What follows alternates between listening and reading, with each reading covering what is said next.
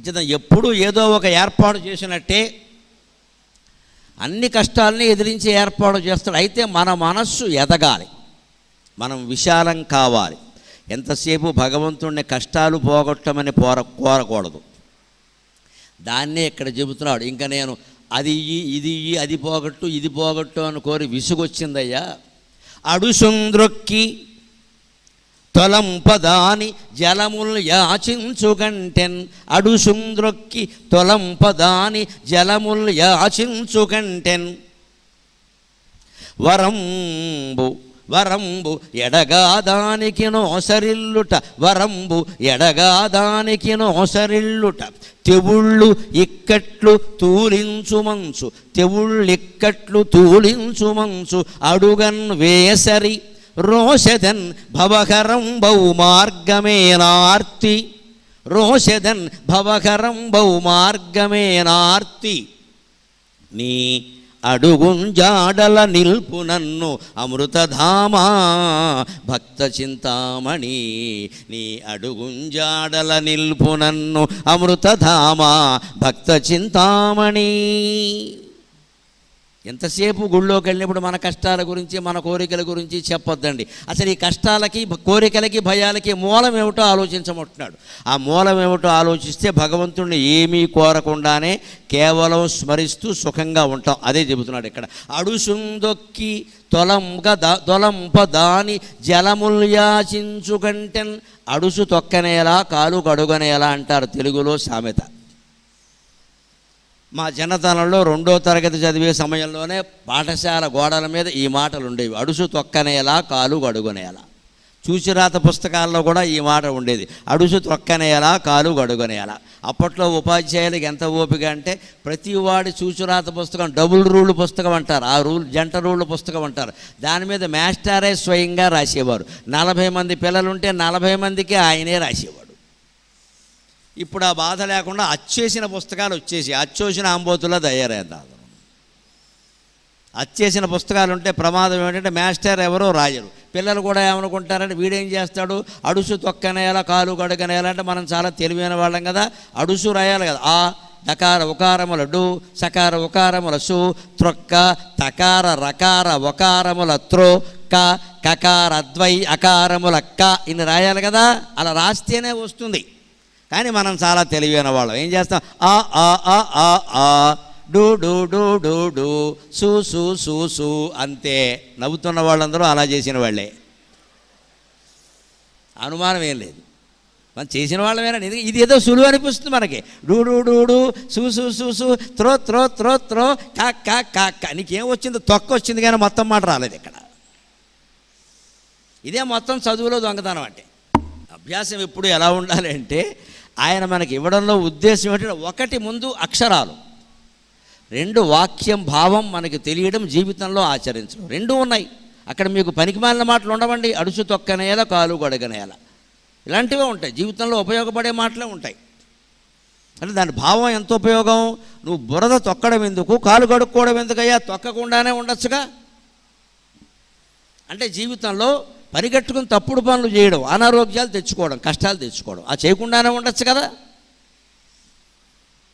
మిరపకాయ బజ్జీలు తింటే మనకు పడదో, విరోచనాలు అవుతాయి. తినమనవాడు చెప్పాడు.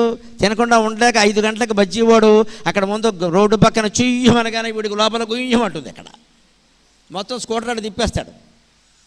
5 గంటల వేళ ఆ దారి ప్రక్కగా చుయ్యమనును గోబ గుయ్యమనును అని ఇప్పుడు మిరపకాయ బజ్జీ మీద భజ్యం చెప్పాను నేను అవధానంలో. 5 గంటల వేళ ఆ దారి ప్రక్కగా చుయ్యమనును గోబ గుయ్యమనును. అలాగా శనగ కవచము నిసలసల వేగుచో కడుపులో రసనాడి కదల సాగు. శనగపిండి కవచంగా పెట్టుకుని ఆ బాణలలోనూ నూనె మూకుల్లో గిరగిర గిరగిర తిరుగుతుంటే మన కడుపులో రసనాడి పరిగెడుతుంది. తినేయి తినేయి తినేయి. పైగా ఎలా తింటాం విచిత్రంగా, ధనము వెచ్చించి కన్నీళ్లు కొనగజేయు మిరప బజ్జీల రుచినినే మరువలేను. డబ్బులెట్టు కొనుక్కొని మళ్ళీ ఏడుస్తూ ఉంటామండి. ఎంత గొప్ప రుచో మిరపకాయ బజ్జీలు అంటే. కళ్ళనీళ్ళు కారుతుంటే ఇలా తుడుచుకుంటే వై ఇంకా వై ఇంకా వై. నువ్వు డబ్బులెట్టు కొనుక్కొని ఏడుస్తున్నావు ఎక్కడ అంటే, ఏడుపును కూడా వీడు కొనుక్కుంటున్నాడు డబ్బులు ఇచ్చి. వాడు బాగున్నాడు. అంచేది అవి ఎన్ని తినాలి పద్యం చెవిలో చెబుతున్నావు అక్కడ. ఒకటో రెండో మంచిదే, ఎక్కువైన సచిను టెండూల్కరుడు మాకు సాటిరాడు. ఒకటో రెండో తింటే పర్వాలా, కానీ అలాగని 10-15 తినేసామనుకో సచిన్ టెండూల్కర్ దేనికి ప్రసిద్ధి? రన్స్. మనం కూడా runs from bedroom to bathroom, from bedroom to bathroom, పరిగెట్టమే. టెండూల్కర్ కూడా మనతో సమానంగా పరుగులు తీరాడు. మరి ఇన్ని తినమని ఆవిడ చెప్పాడు. ఇది ఇలా ఉండకూడదని చెప్పడానికి చిన్నతనంలో అడుసు తొక్కనేయాల కాలు గడుగనేయాల భావం చాలా గొప్పది, శబ్దం కూడా గొప్పది. ఇప్పటికీ కూడా చూడండి, తొక్కడం అంటే మీరు తోయే రాస్తారు అందరూ, తో కింద రావత్తు రాయరండి. తో కింద రావత్తు ఉంటుంది, త్రొక్కడం అది, తో కింద రావత్తు. పొద్దు అంటాం, పొరపాటు అండి ప్రొద్దు, పో కింద రావత్తు. పొయ్యి అంటాం, పొరపాటు ప్రొయ్యి, పో కింద రావత్తు. ఈ రావత్తులన్నీ పోయాయి. ఎందుకో తెలుసా? ఒక రహస్యం చెబుతాను తెలుగు భాష గురించి, తెలుగు వాళ్ళ స్వభావాన్ని గురించి. అచ్చమైన తెలుగు భాషలో ఎప్పుడు ఏ అక్షరం కింద ఆ ఒత్తే ఉంటుంది కానీ వేరే ఒత్తు ఉండదు. ఒకవేళ ఉన్నా మిగలదు. కా కింద కావొత్తే, చా కింద చావొత్తే, తా కింద తావొత్తే.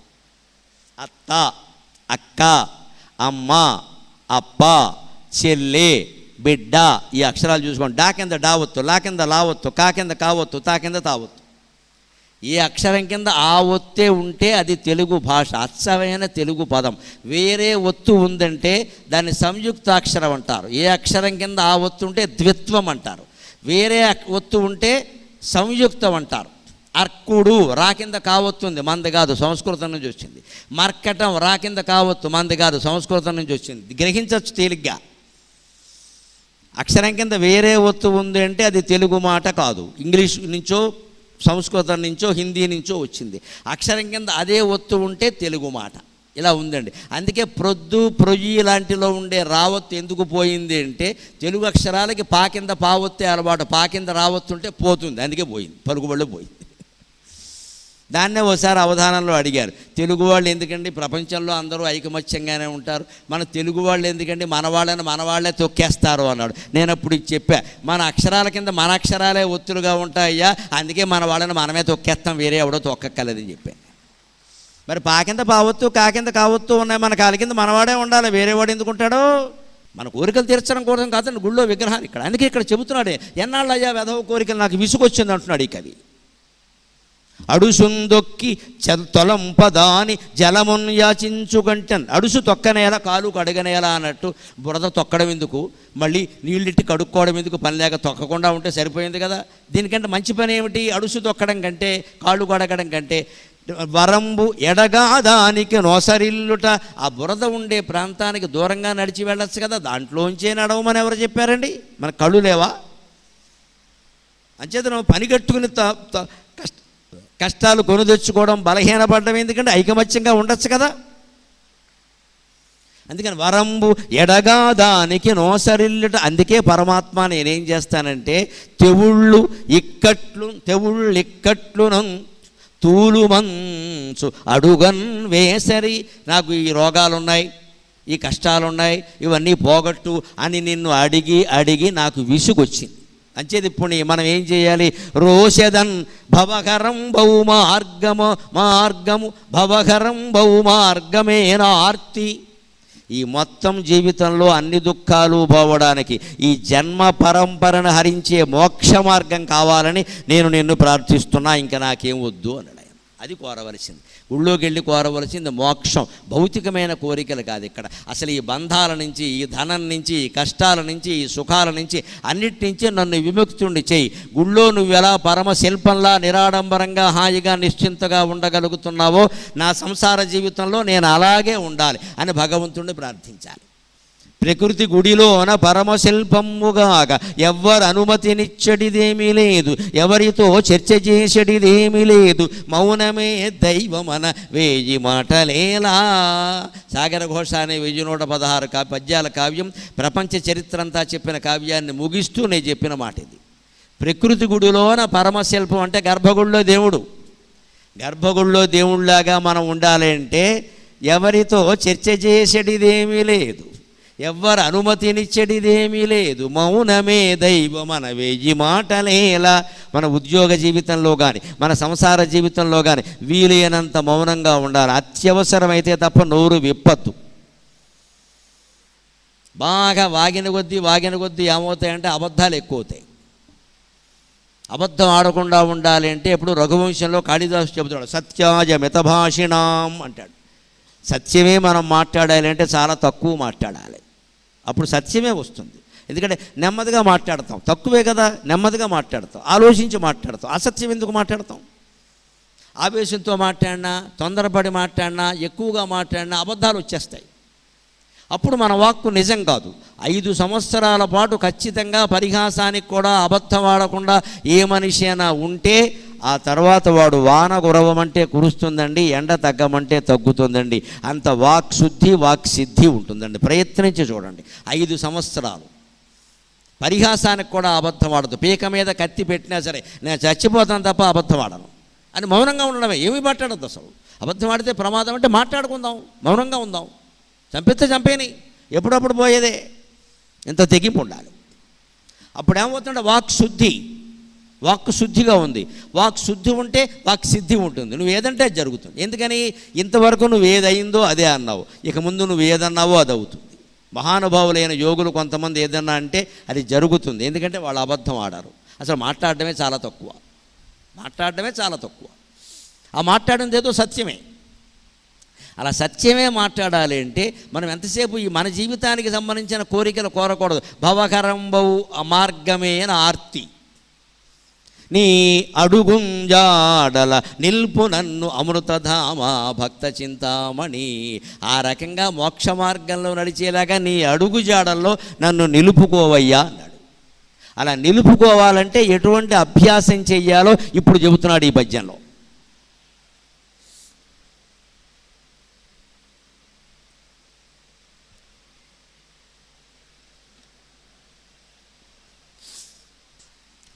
మనం ఆధ్యాత్మిక మార్గంలో చేసే భజన కాలక్షేపాలు సహా, విష్ణు సహస్రం, లలితా సహస్రం పారాయణ సహా అన్నీ ఉపయోగపడతాయండి, ఏమీ సందేహించక్కర్లా. కానీ అవే పరమార్థం అనుకోవద్దు. ఒక పారాయణతోనే అయిపోతుంది అనుకోవద్దు. దానికి క్రమంగా మెట్టు చేయవలసింది ఏమిటో ఈ పద్యంలో భక్త చింతామణి శతకంలో వడ్డారి సుబ్బారాయ కవి గారు చెబుతున్నాడు.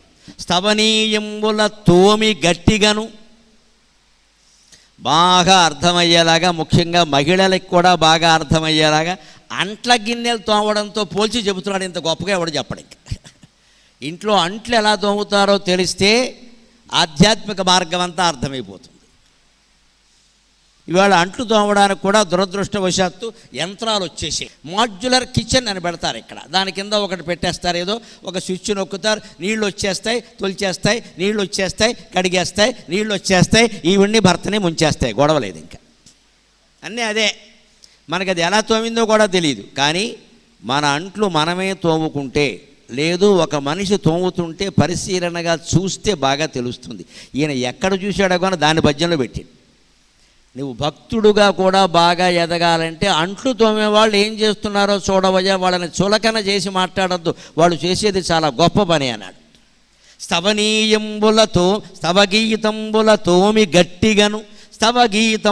తోమి గట్టిగను మీదన్ భవ్యభక్త్యుద్భవోల్బణ హర్షాశ్రుజలంబులం తొలిచి, మీదన్ భవ్యభక్త్యుద్భవోల్బణోద్భవ హర్షాశ్రుజలంబులం దొలిచి, అంతన్బోని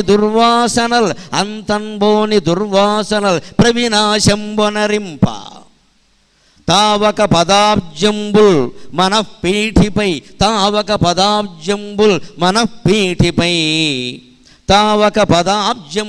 మనఃపీఠిపై అవిరామంబుగా నిల్పు భక్తుడు అఘనాశ భక్త చింతామణి. అంట్లు తోమడం చూస్తే మనం ఆధ్యాత్మిక మార్గంలో ఎలా వృద్ధి చెందాలో తెలుస్తుంది అంటున్నాడు. స్తవగీతంబుల తోమి గట్టిగను. అంట్లు బాగుపడాలంటే ఏం చేస్తారో ముందు చూద్దాం, భక్తి సంగతి తర్వాత చూద్దాం. ముందు బాగా గట్టిగా ఇసకేసి తోముతారు, రకరకాల బూడిదలు వేసి తోముతారు. ముందు తోముతాం కదా, తర్వాత తోమగానే సరిపోయిందా, గిన్నె తొలవాలుగా, నీళ్లు పోసి తొలవాలుగా, తర్వాత నీళ్లు పోసి తొలుస్తారు.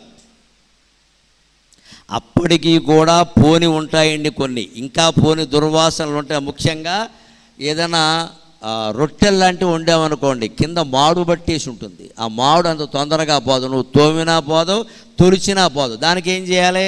చింతపండు పులుసేసి నానబెడతారు.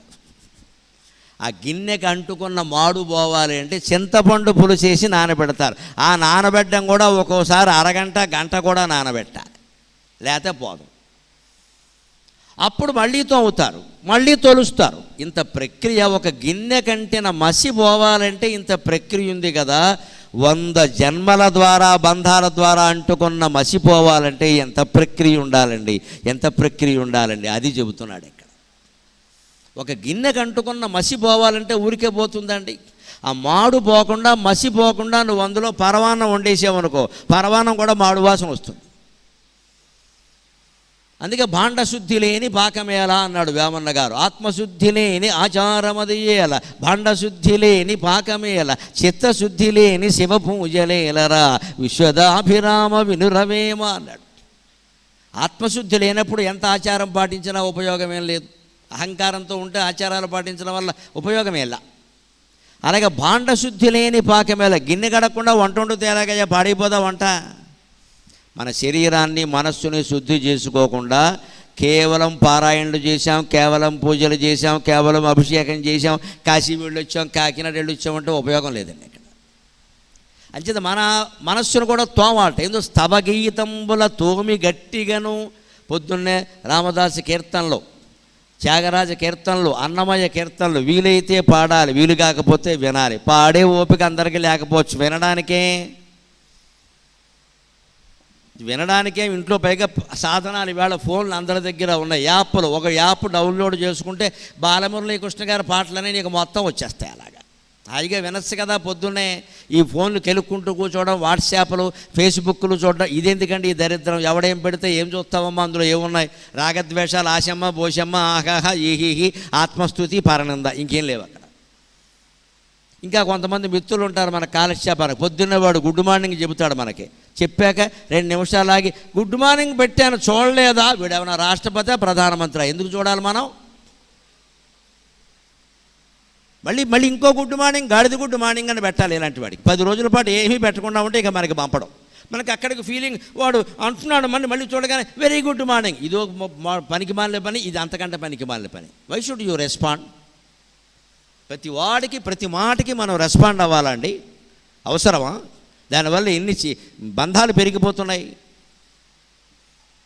ఏదో ఊరెడతాం, అక్కడ 4 మిత్రులు ఉంటారు, వాళ్ళందరికీ చెప్పాలా మనం ఆ ఊరేటట్టు? మనం ఏమన్నా ఊరేగింపా? అవసరమైన వాడు ఎవడికో చెప్తాం, మిగిలిన వాళ్ళకి చెప్పం. వాడు అనుకుంటాడు మా ఊరు వచ్చావు నాకు చెప్పలా. నేను చెప్పలేదు, నువ్వు కూడా మా ఊరు వచ్చినప్పుడు నాకు చెప్పకే, మా ఇంటికి రాకు, అయిపోయింది గొడవ. ఏంటి వీడు మనం చేసేది ఇక్కడ? ఈ బోడి బంధాలన్నీ లెక్కట్టు కూర్చుంటా ఉండమండి. ఫ్రెండ్షిప్, మాన్యువల్ రిలేషన్స్, గడిది గుడ్డేం కాదు. ఆపద వస్తే వచ్చేవాడు ఒక్కడు లేడు ఇందులో. ఇక్కడ భార్యను భర్త, భర్తను భార్య ఆదుకోవాలి తప్ప, వీళ్ళ తల్లిదండ్రులు వాళ్ళ తల్లిదండ్రులు ఆదుకోవాలి తప్పితే ఎవడూ రాడండి. వీళ్ళందరితోనూ మనం హ్యూమన్ రిలేషన్స్ మెయింటైన్, ఇంగ్లీష్ మాట్లాడుతూ ఉంటాం. ఏం లేకపోయింది, రిలేషన్ తీసిపారేయండి. ఎవరికి చెప్పకండి గుడ్ మార్నింగ్. రోజు గుడ్ మార్నింగ్ ఏంటండి? గాడిది గుడ్ మార్నింగ్. వీడికి ఒక్కడికే మార్నింగ్గా మనకి లేదా ఇక్కడ? ప్రతి పుట్టినరోజుకి శుభాకాంక్షలు చెప్పడం, ఏదైనా ఉపకారం చేయగలిగితే చేయలేతామా? ఈ శుభాకాంక్షలు ఏంటి? మళ్ళీ ఒక 100 మందికి వీడు చెప్పడం, వాడు పెద్ద పార్టీ. వీడు పుట్టింది ఏమైనా గాంధీ గారా, సుభాష్ చంద్రబోస? వీడు పుడితే ఎవరికి ఉపయోగం ఇక్కడ? ఎందుకు చెప్పాలి శుభాకాంక్షలు? ఇవి బాగా పెరిగిపోయినాయి. దీనికి హ్యూమన్ రిలేషన్స్ అని పేరు. ఇక్కడ ఏమిటంత అవసరం? వీడు పుట్టి ఏం చేశాడు? ఎవడైనా నా పుట్టినరోజు అని చెప్తే ఇవాళ ఏం చేసేవారో మంచి పని అని అడగండి. ఇంకెప్పుడు చెప్పడు ఆ విషయం. అక్కడ ఏం చేయడు. మనకో బజ్జీ పెడతాడు, మనకో గజ్జి అడుగుతాడు. అక్కడ ఇవే మన బంధాలు పెంచేస్తున్నవి ఇవే. ఇవి మానేసి రామదాసు కీర్తనలు, త్యాగరాజ కీర్తనలు, అన్నమయ్య కీర్తనలు, బాలమురళి గారు పాడారు, ఎంఎస్ సుబ్బలక్ష్మి గారు పాడారు, ఎస్ జానకి గారు పాడారు. ఎంతమంది మహానుభావులు పాడారండి. మీకు దగ్గర తిరుపతిలో ఉంటాడు మహానుభావుడు గరిమెళ్ళ బాలకృష్ణ ప్రసాద్, అద్భుతంగా పాడుతాడు అన్నమయ్య కీర్తనలు. వినండి, అన్నమయ్య దిగొస్తాడు ఆయన పాడుతుంటే. ఆ పాటలు పెట్టుకుని వింటే మనస్సు సంస్కారవంతం అవుతుంది. అటువంటి కీర్తనలతో మన మనస్సు అనే అంట్ల గిన్నెని బాగా తోమాలి. అలా సరిపోదు, ఇంకా కొన్ని పోవు. దానికి అప్పుడు ఏం చేయాలి? మీదన్ భవ్య భక్త్యుల్బణోద్భవ హర్షాశ్రు జలం బులంతొలిచి. ఆ కీర్తనలు వింటూ ఉంటే గమనించండి, అనుకోకుండానే కళ్ళల్లో నీళ్ళు వస్తాయి. మనం దృష్టి పెట్టి వింటే అన్నమాచార్య కీర్తనలు, త్యాగరాజ కీర్తనలు వింటుంటే అనుకోకుండానే కళ్ళల్లో నీళ్ళు వస్తాయి. వాటినే హర్షాశ్రు జలములు, ఆనంద బాష్పాలంటారు. ఆ ఆనంద బాష్పాలతో నీ మనస్సును తోవాలి. అంట్ల గిన్నెన నీళ్లతో తుడిచినట్టే ఆనంద బాష్పాలతో నీ మనస్సును తొలవాలి. నీళ్ళే, ఆ నీళ్లు ఈ నీళ్లు కాదు, కళ్ళల్లోంచి వచ్చే నీళ్లు. అవి కూడా కన్నీళ్ళు, కష్టాలు కాదు, ఆనందం, ఆనంద బాష్పాలు. ఆ కీర్తనలు వింటూ ఉంటే ఎంత ఆనందంగా ఉంటుందండి. పడుకున్నప్పుడు వినండి, పడుకుని ఇలా కళ్ళల్లోంచి ఇలా నీళ్లు ధారగా కారిపోతూ ఉంటాయి మా అన్నమాచార్య కీర్తనలు వింటుంటే. ఎంతటి మహానుభావుడు రామదాసు, ఎంతటి మహానుభావుడు. పలుకే బంగారమాయరా అని రామదాసు భగవంతుని ప్రార్థిస్తూ ఉంటే మనకు అనిపించదా రాముడు మనతో పలికితే బాగుండని? మనమేం ఆ కీర్తనలు మనం రాయలేదు, మనం పాడలేదు, ఎవరో రాశారు, ఎవరో పాడారు. కనీసం వినడానికైనా ఓపిక లేదా అండి? అంత సమయం లేకుండా ఉన్నామా? ఈ దిక్కుమాలిన ఫోను ఎక్కువ వాడడం మానేస్తే అన్నిటికీ సమయం దొరుకుతుంది, అన్నింటికీ దొరుకుతుంది. అదొక్కటి పెట్టుకోవడం వల్ల దేనికి మనకు సమయం దొరకట్లా. ఇప్పుడు చెయ్యి లేనివాడైనా ఉన్నాడు కానీ చేతిలో ఫోన్ లేనివాడు లేడు. వేళ చెయ్యి లేకపోయినా పర్వాలా, చేతిలో ఫోన్ ఉండాలి.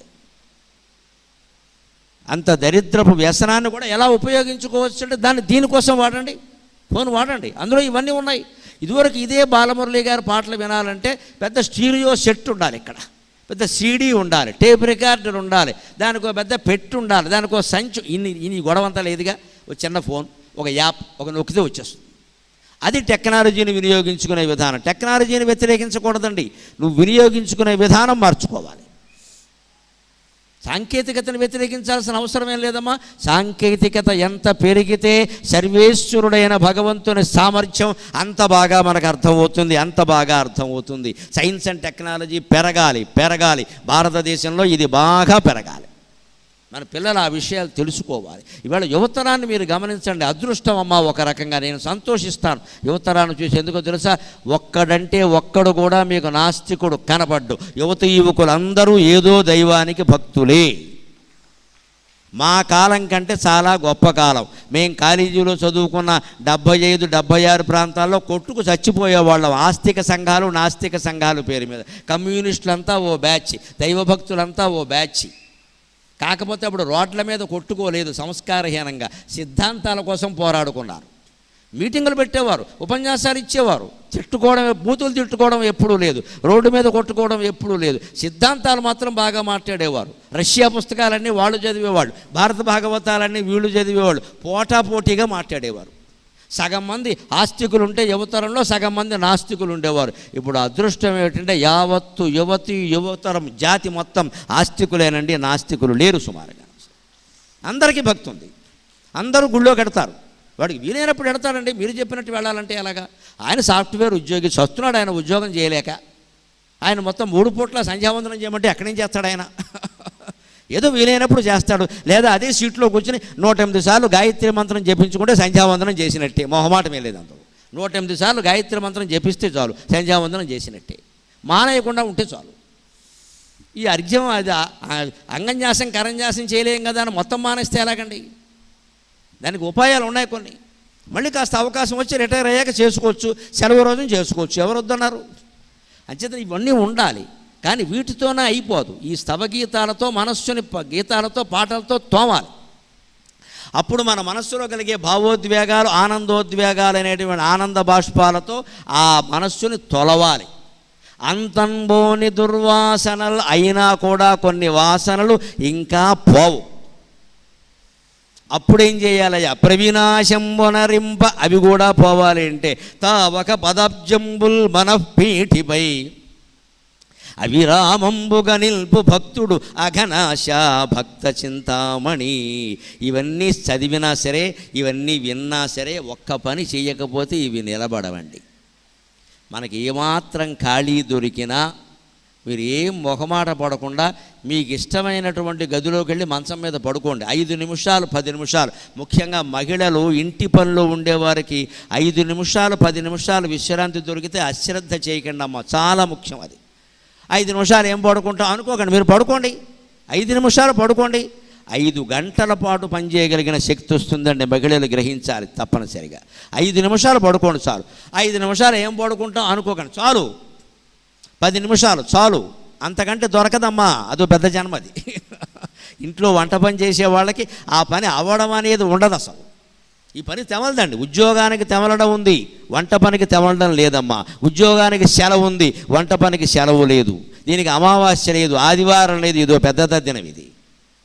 దీనికి ఉపాయం ఏమిటంటే ఆడాళ్ళైనా మగాళ్ళైనా ఎవరైనా మధ్య మధ్యలో లిటిల్ బిట్ అంటారే, లిటిల్ బిట్ విశ్రాంతి దొరుకుతుంది. 5 నిమిషాలు 10 నిమిషాలు దొరికితే. ఈవేళ బెడ్రూమ్స్ పడగదులు ఉన్నాయి కదా, మంచం వాల్చే ఉందిగా, మనం మడత మంచం వేసుకుని పరుపులు వేసుకోగల. వాల్చే ఉందిగా శుభ్రంగా 6x6, 7x7, మొగుడు ఇంటూ పెళ్ళాం అని ఉన్నాయి కదా మంచాలు. అక్కడ పడుకో. 10 నిమిషాలు పడుకుని వెంటనే కళ్ళు మూసుకుని లోపలికి చూస్తూ నమ శివాయ నమ శివాయ నమ శివాయ నమో నారాయణాయ నమో నారాయణాయ నమో నారాయణాయ శ్రీమాత్రే నమః శ్రీమాత్రే నమః శ్రీమాత్రే నమః ఇలా ఏదో ఒక నామాన్ని మీ మనస్సులో స్మరించండి అమ్మా.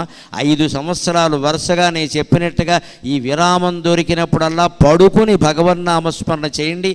ఒక త్యాగరాజు మిమ్మల్ని ఆవేశిస్తాడు, ఒక రామదాసు మిమ్మల్ని ఆవేశిస్తాడు, ఒక అన్నమాచార్య మిమ్మల్ని ఆవేశిస్తాడు. ప్రత్యక్షంగా మీరు భగవంతుడిని దర్శించగలుగుతారు, అందులో సందేహమే లేదు.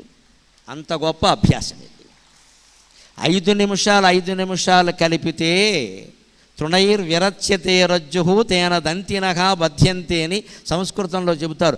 గడ్డి పరకలతో తాడు పేంతాట, పురిగట్టడం అంటారు. గడ్డి పరకలతో ఇంతలావు తాడు పేనాక అది ఏం చేస్తుంది? ఏనుగును కట్టేయగలుగుతుంది గడ్డి పరకే. కానీ తాడు అలా పేనారు మరి. అంచేది 5 నిమిషాలు అనేవి గడ్డి పరకలే, ఎండుగడ్డి పరకలు. కానీ దాంతో పేనిన తాడు ఉందే, ఏనుగును కాదమ్మా, గజేంద్రుణ్ణి రక్షించినటువంటి శ్రీహరిని కూడా మన మనస్సులో బంధించగలదు, సందేహం లేదు. ఈ 5 నిమిషాలు వినియోగం చేయండి. అంతేకాదు రాత్రి పడుకున్నారు, పనులన్నీ అయిపోయి, ఇంకా చేసే పని ఏముందండి? ఎవరికో ఫోన్ చేయడం అంటే వాడి సంసారం జడగొట్టడమే, అంతకంటే ఏం లేదు ఇక్కడ. ఆ సమయంలో నిద్ర పట్టే వరకు నామస్మరణ చెయ్యాలి. అదే నా మనఃతావక పదాబ్జంబుల్ నా మనఃపీఠిపై అవిరామంబుగా నిల్పు. భగవంతుని పాదపద్మాలు మన మనస్సులో అవిరామంగా నిలపాలి అంటే ఈ స్మరణ చేయడం అనేది పెద్ద మార్గం.